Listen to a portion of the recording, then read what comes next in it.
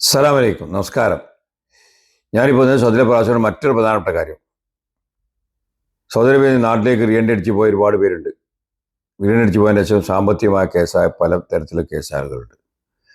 അപ്പോൾ അവരൊക്കെ ചോദിക്കുന്നത്, ഞങ്ങൾ തിരിച്ചു മറ്റൊരു വിസയിലേക്കാണ് വരുന്നത്, ഉംറക്കാണ് വരുന്നത്, വിസിറ്റിങ്ങിനാണ് വരുന്നത്.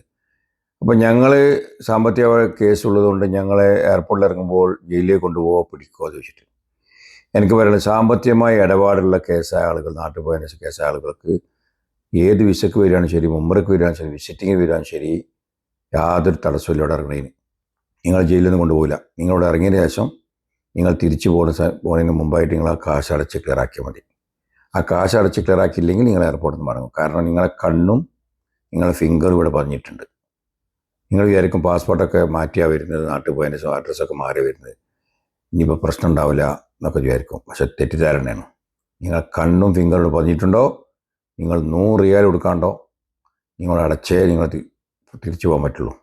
അല്ലെങ്കിൽ നിങ്ങൾ എയർപോർട്ടിൽ നിന്ന് തിരിച്ചേക്കപ്പെടും. വരുന്നതിന് യാതൊരു തടസ്സമില്ല. നിങ്ങൾ ജയിലിൽ നിന്ന് കൊണ്ടുപോകില്ല.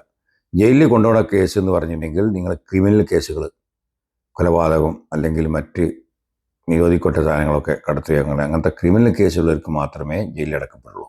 അല്ല സാമ്പത്തികമായിട്ട് കൊടുക്കാനുള്ളവർക്ക് നാട്ടിൽ പോയി കഴിഞ്ഞ് തിരിച്ചു വരുന്നവർക്കൊന്നും യാതൊരു ജയിലിൽ കൊണ്ടുപോയൊന്നും ചെയ്യില്ല. ഇവിടെ ഇറങ്ങിയതിന് ശേഷം നിങ്ങളത് അടച്ച് ക്ലിയറാക്കിയാൽ മതി. അതിനുള്ള എല്ലാ സൗകര്യവും ഇവിടെ ഉണ്ട്.